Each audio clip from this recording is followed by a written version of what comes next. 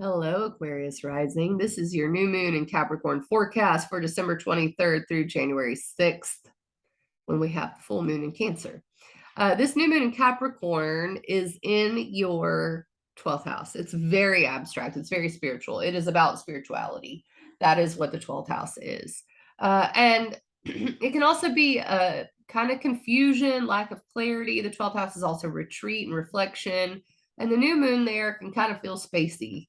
um, it's Capricorn. So this is about spiritual success, honestly. Am I spiritually aligned with my goals? What does success mean for me, spiritually speaking?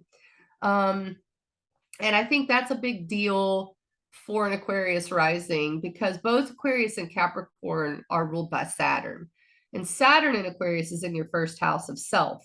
And so it is maybe even wanting to appear as an authority spiritually. And then this new moon is like, but are you? What is spiritual alignment for you? That is, I think, the question with this new moon. And I say question because Jupiter is square to it in your third house, which is thoughts, decision making, communication. That area is really expanding, and you're wanting to reach out and communicate and to make decisions and to take action. But there is this request by the new moon and Capricorn to pause and check in with your spirit. And those two don't really agree. I mean, the third house wants to move and talk and do, but the new moon in the 12th house says pause and listen. So it's a restless quiet for Aquarius risings while you kind of let it all congeal and stick together. But right now, it's a little too fluid for you to understand right now. So that's the conflict of the square to Jupiter. But I will say Mars retrograde is in your fifth house of joy, children, inner child, creativity, and you're doing some research there. What is fun for me? What is my desire? That's what I need to kind of pay attention to. That's where I'm really trying to focus is children, inner child, joy. And it may be about, thinking about having more children. And then Jupiter and Aries in your third house says, let's make the decision to do it. But the new moon in Capricorn's like, wait a minute, we need to take time to check in with our spirit, with our intuition, to kind of sit with it, to retreat, to reflect. And that can lead to a restlessness. But Mercury goes retrograde December 29th in your 12th house.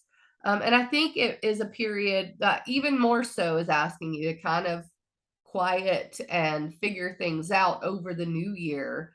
What is success for you, especially in a spiritual sense? Like what feels right in the way you structure your life in order to feel like you are in alignment with things.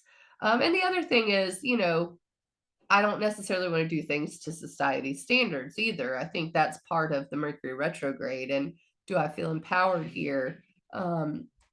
Am I clear? And it is about getting clear spiritually and intuition as well.